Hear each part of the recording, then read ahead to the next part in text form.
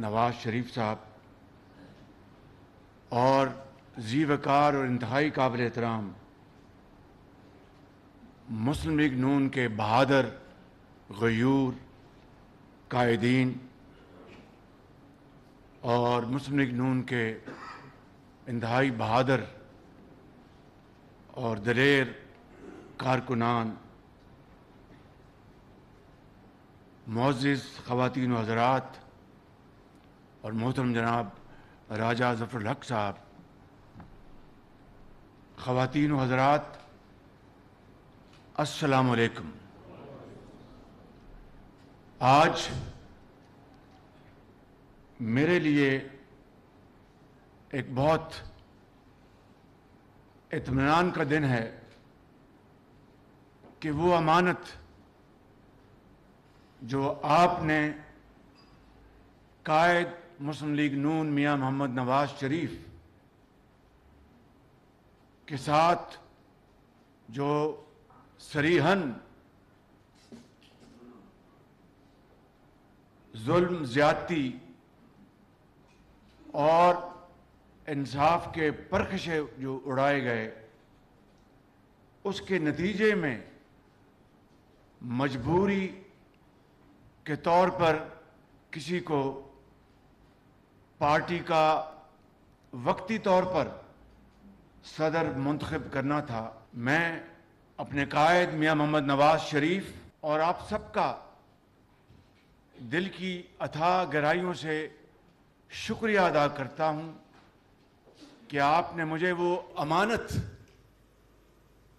جو میرے قائد میاں محمد نواز شریف نے اور آپ نے مجھے سونپی تھی، میں خدائے بزرگ و برتر کا اگر جتنا بھی شکر ادا کروں وہ کم ہے کہ مجھ ناچیز اور خطاکار انسان کو اللہ تعالیٰ نے ہمت دی کہ طوفانوں میں اور تلاطم خیز موجوں میں آپ کے بھرپور تعاون کے ساتھ میں یہ ذمہ داری ادا کر سکا۔ اگر 100% نہیں تو کافی حد تک آپ کے تعاون سے یہ میں ذمہ داری ادا کر سکا، اور آج میرے لیے اس سے بڑھ کر کوئی اور اطمینان کا اور قلبی سکون کا کوئی مرحلہ نہیں ہو سکتا کہ یہ امانت میں اپنے بڑے بھائی قائد پاکستان، قائد مسلم لیگ کی قدموں میں دوبارہ نچھاور کروں۔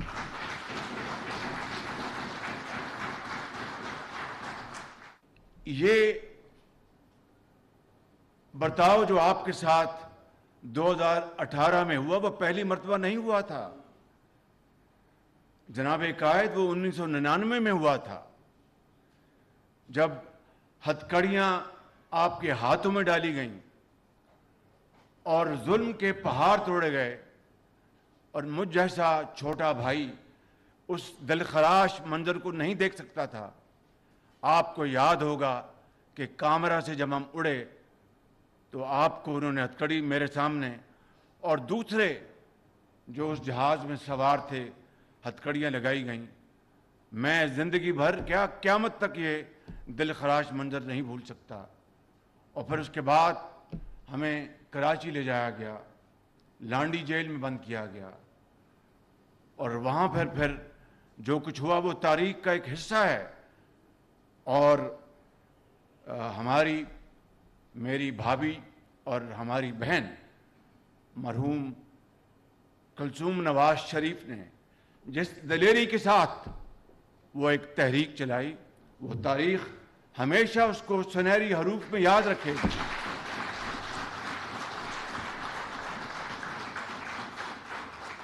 اور میں سلام پیش کرتا ہوں آپ سب کو، میں سلام پیش کرتا ہوں آپ سب کو جنہوں نے ان سخت ترین مرحلوں میں آپ نے نواز شریف کا ساتھ نہیں چھوڑا، ماں سوائے چند فصلی بڈیروں کے۔ آپ نے ہر چیز کا مقابلہ کیا دیوانہ وار، اور نواز شریف کے ساتھ آپ ہر لمحے موجود رہے. اور جناب قائد، میں تاریخ کو مختصر کرتا ہوں، آگے بڑھتا ہوں. جدہ میں ہم غریب الوطنی پر ہمیں مجبور کیا گیا، اور وہاں پر پھر جنرل مشرف نے ایک قانون جاری کیا، حکم نامہ، مارشل لائی حکم نامہ جاری کیا، جب آپ کو صدارت سے سبکدوش کیا گیا. یہ میں احسن اقبال صاحب کی خدمت میں تاریخ کا یہ جز میں شامل کرنا چاہتا تھا. اور اس وقت بھی جناب قائد، اللہ تعالیٰ کے فضل و کرم سے مجھے آپ نے یہ امانت سونپی. یہ ہے وہ رشتہ محبتوں کا، اخوت کا، جو آپ نے ہم سب کو سکھایا. پارٹی کو آپ نے صفر سے آپ نے پارٹی کو آپ 100 پر لے کے گئے. اس سے پہلے کیا تھا؟ فلاں لیگ، فلاں لیگ، میں نام نہیں لے رہا، پتہ نہیں درجنوں لیگیں تھیں. اور یہ پوری قوم گواہ ہے. یہاں پر یہ آپ کا یہ خاندان نہیں مسلم لیگی، یہ نہیں، پوری قوم گواہ ہے کہ کس طریقے سے آپ نے پارٹی کو اللہ تعالیٰ کے فضل و کرم سے شبانہ روز محنت سے آپ نے پارٹی کو کھڑا کیا. اور سندھ کی چاہے وہ مہران کی وادیاں ہوں، چاہے وہ بلوچستان کے سنگلاخ پہاڑ ہوں، چاہے وہ پنجاب کے میدان ہوں، یا کے پی کے برف پوش پہاڑ ہوں، آپ نے دن رات ایک کی تھی. اور مسلم لیگ نون کو آپ نے زندہ کیا، جان ڈالی. یہ باتیں میں اس لیے نہیں کر رہا کہ آپ میرے بڑے بھائی ہیں، مگر میں بلا خوف تردید یہ کہنا چاہتا ہوں کہ یہ حقائق ہیں. جناب قائد، آپ نے سندھ کے اندرون سندھ کے آپ کریا گئے، دیہاتوں میں گئے. یہ یاد کریں وہ لوگ، وہ کون تھا جس نے مہران کی وادیوں میں پہلی مرتبہ جو بے گھر لوگوں کو ہزاروں ایکڑ زمینیں ان کے حوالے کی، ان کو مالکان بنایا. پنجاب میں آپ نے جب یہ اقتدار سنبھالا 85 میں، تو ترقیاتی سیاست کا نام کس نے تعارف کروایا سیاست کے اندر؟ اس سے پہلے صرف تقریریں تھیں، ایک دوسرے کے اوپر سیاسی پوائنٹ سکورنگ تھی. ترقیاتی سیاست کا تعارف کروانے والا اگر پاکستان کی تاریخ میں کوئی شخص آئے تو اس کا نام میاں محمد نواز شریف ہے. تو یہ آپ کی خدمات یہ قوم کبھی بھول نہیں سکتی. پھر جو آپ کے ساتھ جو زیادتیاں ہوئیں اور جو ظلم روا رکھا گیا، وہ سب ہم سب کے سامنے ہے. مگر آپ نے انتہائی تحمل، برداشت، بردباری اور فراست کے ساتھ یہ تمام آپ نے مشکلات کا سامنا کیا، ظلم و ستم کا سامنا کیا. اور بالآخر آپ نے الحمدللہ پورے پاکستان میں مسلم لیگ کو آپ نے گھر گھر اس کا تعارف کروایا. اور ہمیں وہ دن اچھی طرح یاد ہے کہ پنجاب تو آپ کا گھر ہے، آپ نے پورے پاکستان کو مسلم لیگ نون کا گھر بنایا. اور کے پی میں آپ نے ایک تاریخی میجورٹی دلوائی کے پی میں، صوبائی اسمبلی میں آپ نے. اور وفاق میں ایک بہت بڑی تعداد میں 1990 میں، 1993 میں، 97 میں کے پی سے ایم این ایز بن کے آئے.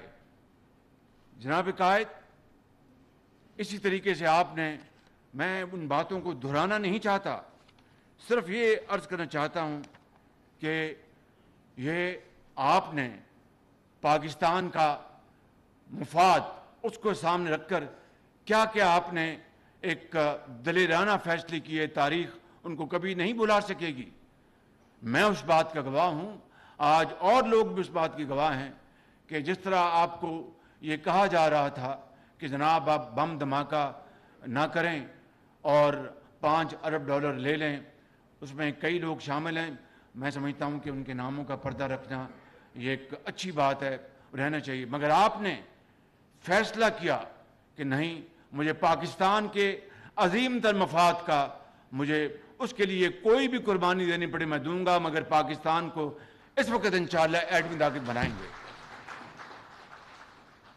اسی طریقے سے آپ نے کس طریقے سے دہشت گردی کا، پہلے آپ نے بردباری کا ثبوت دیا، آپ نے مشاورت کی، آپ نے ٹیمیں بھجوائیں ان کے پاس کہ بھئی دیکھو پاکستان کے اندر امن قائم کرنا میرا فرض ہے، اولین ذمہ داری ہے، آپ اس کو ختم کریں۔ لیکن جب آپ نے دیکھا کہ ایسا ممکن نہیں ہے اور وہ وقت ضائع کر رہے ہیں، پھر آپ نے فیصلہ کیا کہ ہم نے دہشت گردی کے خلاف بھرپور کارروائی کرنی ہے، اور پوری قوم نے دیکھا کہ میاں محمد نواز شریف کے اس دور میں اور پھر افواج پاکستان کے ساتھ مل کر کس طرح آپ نے ملک کے اندر دہشت گردی کا خاتمہ کیا۔ تاریخ اس بات کی گواہ ہے، اور کبھی تاریخ اس آپ کی عظیم خدمت کو بھلا نہیں پائے گی۔ اسی طریقے سے آپ دیکھیں کہ سندھ کے اندر کراچی میں کس طرح آپ نے امن قائم کیا۔ اللہ تعالیٰ کے فضل و کرم سے کراچی کے لوگ یہاں پر بیٹھے ہیں، وہ آج بھی اس بات کی پکار کر گواہی دیتے ہیں کہ آپ نے کراچی میں امن کو کس طرح آپ نے وہاں پر واپس لے کے آئے، اور پھر آپ نے اس کے نتیجے میں آپ کو کیا ملا؟ آپ کو دکھ، تکالیف، ظلم، زیادتی، غم، سب جانتے ہیں کہ آپ اڈیالہ جیل میں تھے جب آپ کی اہلیہ اور میری بھابھی بہن وہ لندن میں اپنا بستر مرگ پر تھیں اور آپ کو اطلاع نہیں دی گئی۔ آپ نے انتہائی صبر اور تحمل اور برداشت سے کام لیا اور اللہ کو یاد کیا۔ یہ وہی کر سکتا ہے جس کے دل میں خدا کا خوف ہو اور کوٹ کوٹ کر پاکستانیت بھری ہو کہ کچھ ہو جائے میں پاکستان کے خلاف کچھ سوچ نہیں سکتا۔ آپ کی تاریخ اس بات کی گواہ ہے کہ آپ نے کبھی پاکستان کے خلاف تو کوئی بات کرنا دور کی بات ہے، آپ نے سوچا تک نہیں۔ یہ ہے رہبری، یہ ہے لیڈرشپ، اور یہ بات آپ کو ہمیشہ کے لیے امر کر جائے گی۔ اور پھر دیکھیں آپ نے کس طرح 2013 سے لے کے 18 تک قوم کو بجلی کے اندھیروں سے آپ نے پاکستان کو نکالا، اور اس نیت سے کہ دوبارہ اندھیرے پاکستان کبھی نہیں آئیں گے۔ آپ نے تو اپنی خدمت کا ریکارڈ ثابت کر دیا، محنت سے ثابت کر دیا۔ چین کے ساتھ سی پیک آپ لے کے آئے، $33 ارب کی سرمایہ کاری آپ لے کے آئے، اور برادر ممالک سے جو آپ کے تعلقات ہیں وہ میں اس کا گواہ ہوں، پوری قوم گواہ ہے۔ اور کس طرح اس کے بعد جو ایک نیا ماڈل رچایا گیا، بنایا گیا، برباد کر دی ہر چیز، خارجہ پالیسی بھی برباد ہو گئی، ترقی کا جنازہ نکل گیا، اور آج آپ نے میرے کاندھوں پہ یہ ذمہ داری ڈالی ہے، اور یہ بات ریکارڈ پہ رہنی چاہیے، ریکارڈ پہ رہنی چاہیے۔ میں نے آخری لمحوں بھی اپنے قائد کی منت کی کہ آپ وزیر اعظم بنیں، میں ورکر بن کر آپ کا کام کروں گا، لیکن انہوں نے یہ بات نہیں مانی، مجھ پر ذمہ داری۔ تو آج پہاڑ نما مسائل ہیں، چاہے وہ قرضوں کو لے لیں، معیشت کو لے لیں، آپ اپنے جو بے روزگاری کو لے لیں، مہنگائی کو لے لیں۔ آپ نے تو معیشت کو 6.5 پہ چھوڑا تھا، آپ نے گروتھ جو اس کی ترقی تھی جی ڈی پی کی، آپ نے تو مہنگائی کو 3.5% پہ لے کے آئے تھے۔ آپ نے اپنا پاکستان میں 20 گھنٹے کی لوڈ شیڈنگ کا خاتمہ کر دیا تھا۔ آپ نے پاکستان کو صحیح معنوں میں 2018 میں آپ ایشین ٹائیگر کی اس سٹیج پر لے آئے تھے، مگر اس کے نتیجے میں ایک اتنی بڑی سازش آپ کے خلاف نہیں کی گئی، پاکستان کی ترقی کے خلاف کی گئی، پاکستان کے مستقبل کے خلاف کی گئی، پاکستان کے کروڑوں عوام کے خلاف کی گئی، پاکستان کی جو اساس تھی اس کے خلاف کی گئی، اور اس سازش نے پاکستان کی جڑوں کو ہلا کے رکھ دیا۔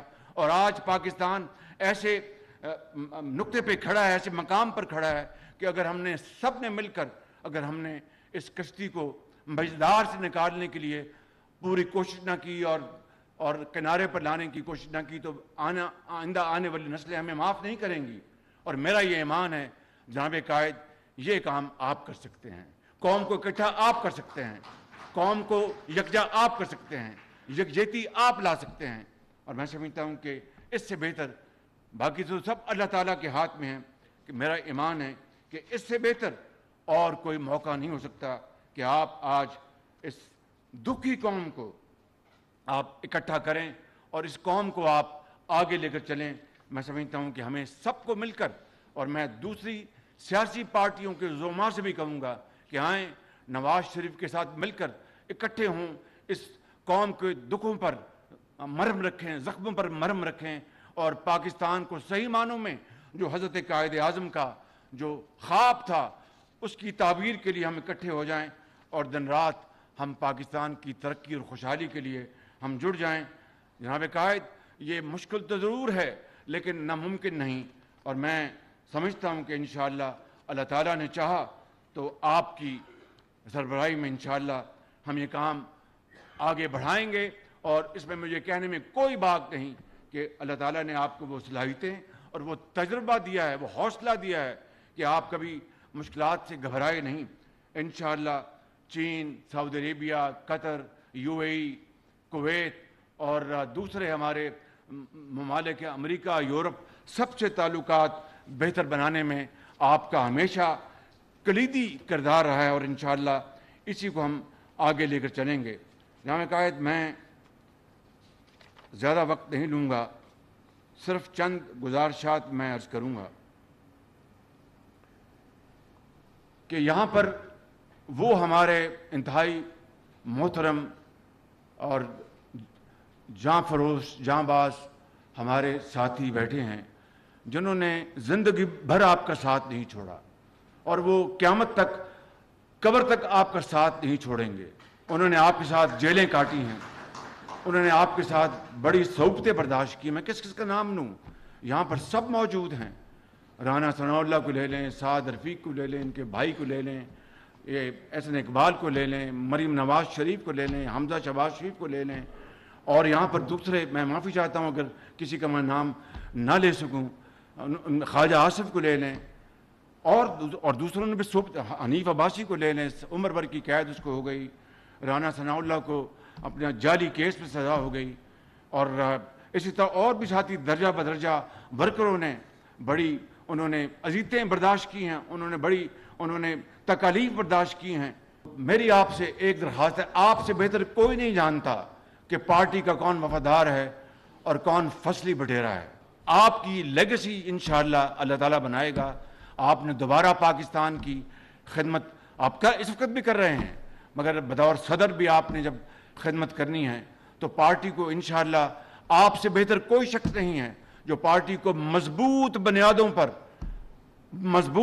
पर उसको इस्तवार करे, क्योंकि ये अल्लाह ताला का हुक्म है, अल्लाह ताला का ये निज़ाम है कि हर एक ने अपनी इनिंग्स खेलनी और आगे चले जाना है। आपने नौजवान नस्ल को आगे लेके आना है, आपने उनके हाथ में आपने ये जिम्मेदारियां देनी हैं, उनको ट्रेन करना है।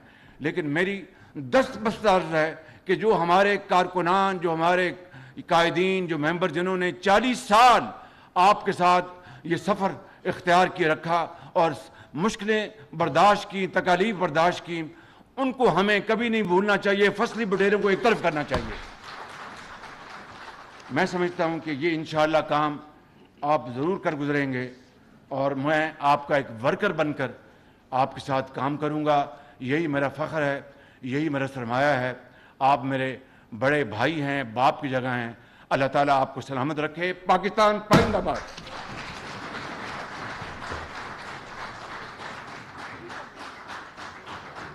ये थे जनाब कायम मुकाम सदर और वज़ीर आज़म पाकिस्तान जनाब शहबाज शरीफ साहब।